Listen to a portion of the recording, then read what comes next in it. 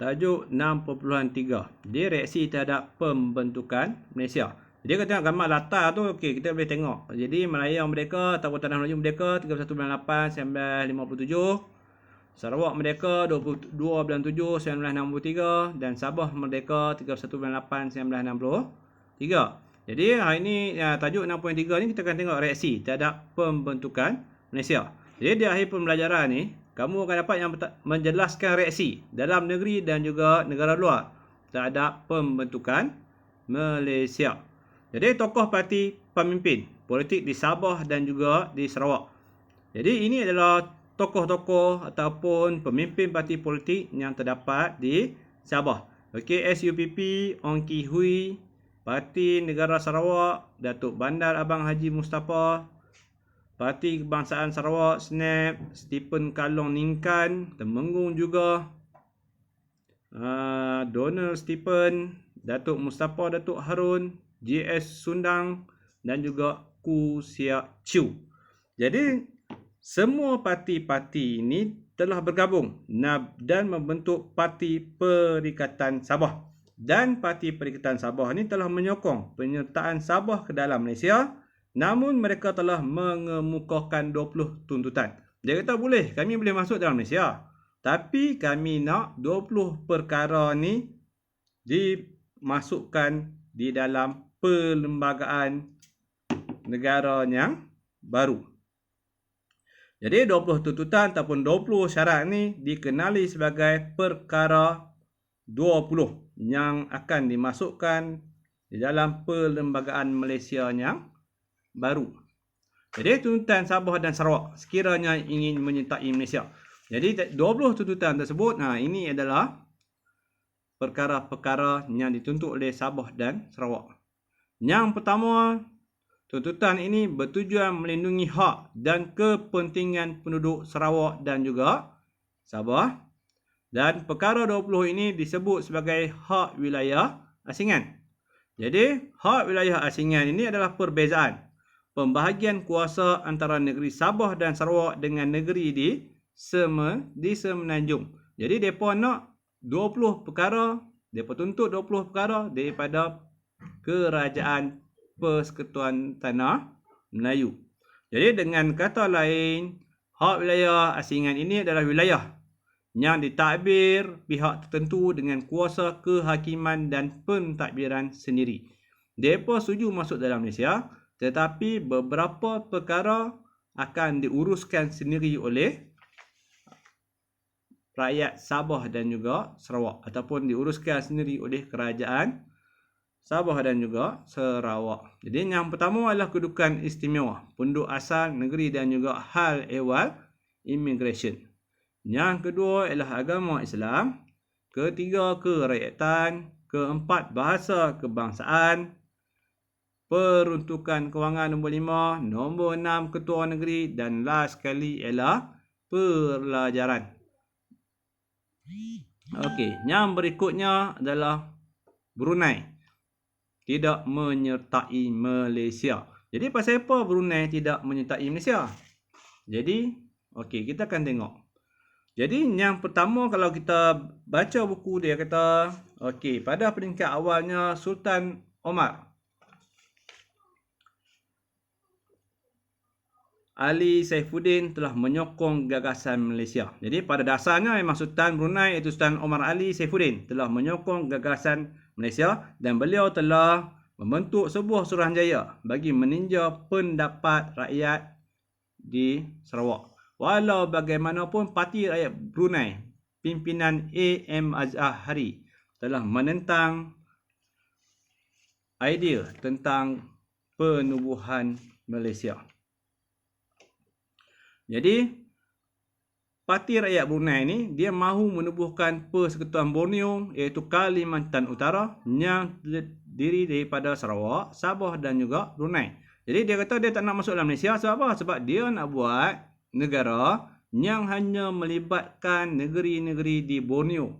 Jadi dengan menubuhkan Persekutuan Borneo yang menggabungkan mereka tiga ya, Sabah, Sarawak dan juga Brunei.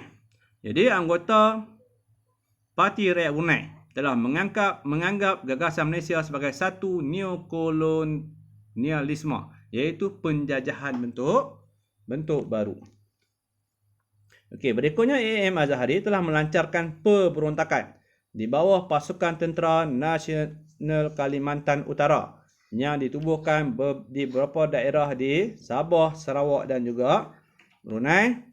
Dan Tentera Nasional Kalimantan Utara ini telah melancarkan pemberontakan apabila mesyuarat undangan negeri Brunei menangguhkan keputusan tentang gagasan Malaysia. Jadi bila mereka tuntut supaya Sultan Brunei tidak menerima gagasan Malaysia, dan dalam Majlis Mesyuarat Undangan Negeri Brunei tidak ada keputusan sama ada nak keputusan untuk menolak gagasan Malaysia, menyebabkan Tentera Nasional Kalimantan Utara ini telah melancarkan pemberontakan. Jadi A.M. Azahari dan penyokongnya telah mendapat bantuan dan sokongan daripada Indonesia dan juga Filipina. Jadi walau bagaimanapun, penentangan yang dilakukan oleh A.M. Azahari ini telah menemui kegagalan apabila pemberontakan ini telah diatasi ataupun dipatahkan oleh tentera British. Jadi A.M. Azahari pada ketika itu berada di Manila, tidak dapat ditangkap, dan akhirnya A.M. Azahari ini telah mendapat perlindungan politik di Indonesia. Jadi itu adalah faktor-faktor yang menyebabkan Brunei tidak menyertai gagasan Malaysia. Mudah ya. Asal nak setuju. Sultan Omar Ali Saifuddin setuju untuk menyokong gagasan Malaysia. Walau bagaimanapun disebabkan oleh Parti Rakyat Brunei melancarkan pemberontakan, menyebabkan akhirnya Brunei tidak menyertai Malaysia.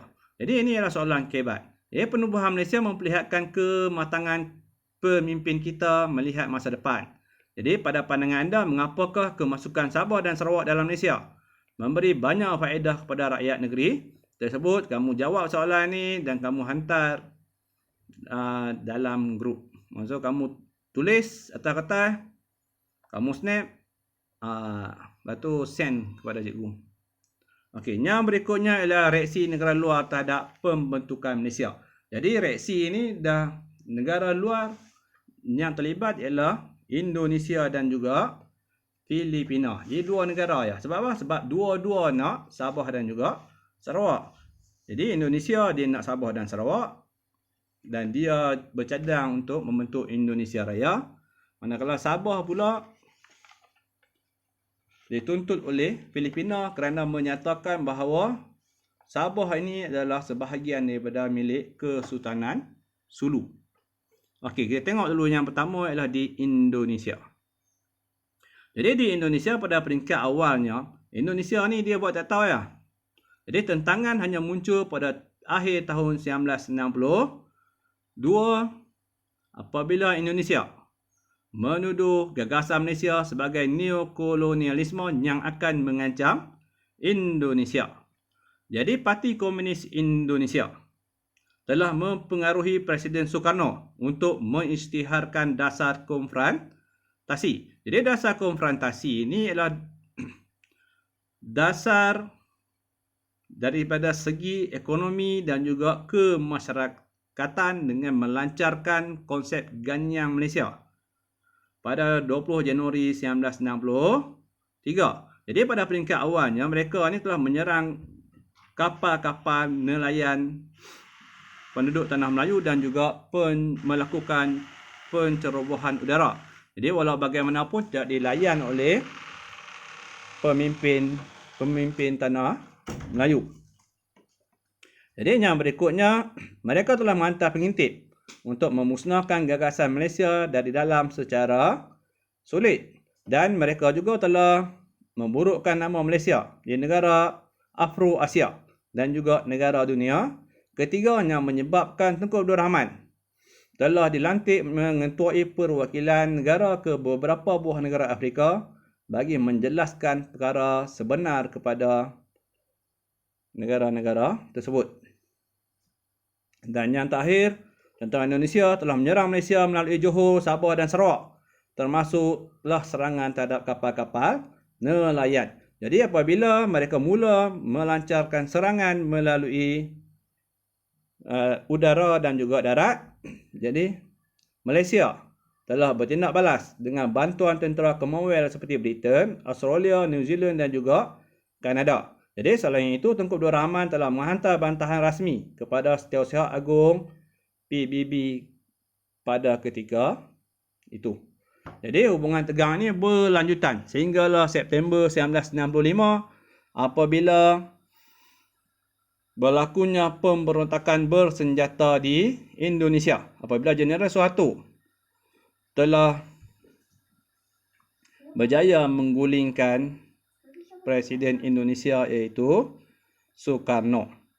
Jadi apabila Jeneral Suharto menjadi Perdana Menteri atau menjadi Presiden Indonesia, jadi beliau telah menghantar Menteri Luar Indonesia iaitu Adam Alwi untuk menjernihkan kembali hubungan diplomatik di antara Malaysia dan juga Indonesia, dan pada Ogos 1966 maka berakhirlah konfrontasi di antara Malaysia dan juga Indonesia. Jadi kalau kita baca buku, dia kata sebenarnya konfrontasi ini tidak berjaya menggugat Malaysia.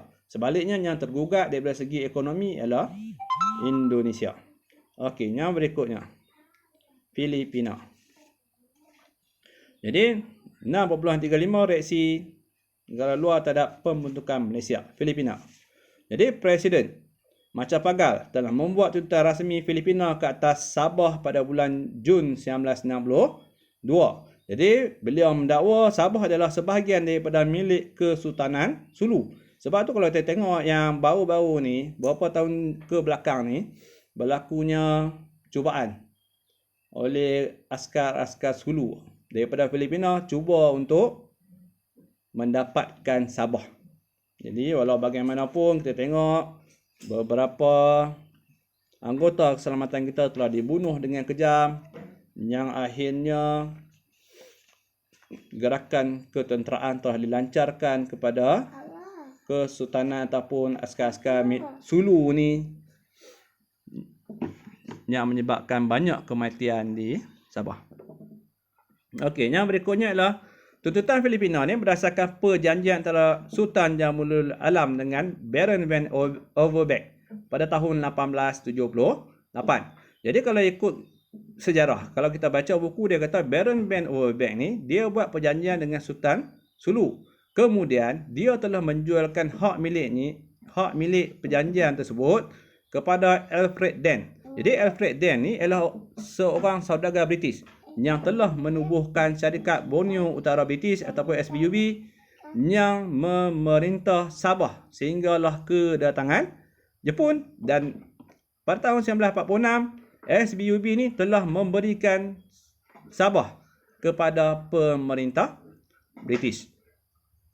Okey, senang cerita yang tu ya. Jadi Sultan Sulu buat perjanjian dengan Baron van Overbeck. Baron van Overbeck bagi perjanjian tu kepada Alfred Dent, dan Alfred Dent bagi kepada pihak British. Jadi kalau kita baca betul-betul, dia bagi setahun 12,000 kalau tak salah ibu. Okey, ada Sultan Ismail Kiram, iaitu pewaris Sultan Sulu terakhir, telah mengisytiharkan pajakan Sabah kepada SBUB telah berakhir pada 22 Januari 1958. Jadi itu yang mereka cuba untuk menuntut kembali Sabah untuk diberi semula kepada Sulu, yang menyebabkan peristiwa yang berlaku di Sabah baru-baru ini. Okey, yang terakhir adalah Filipina akhirnya telah mengiktiraf Malaysia melalui penubuhan Mapilindo, iaitu Malaysia, Filipina dan Indonesia pada bulan Jun 1966. Okey, jadi soalan kebat, apakah iktibar yang boleh diambil daripada tentangan negara luar iaitu Indonesia dan Filipina dalam usaha menubuhkan Malaysia pun sama? Kamu jawab dalam kata, kamu snap gambar dan hantar kepada cikgu untuk ditanda. Okey.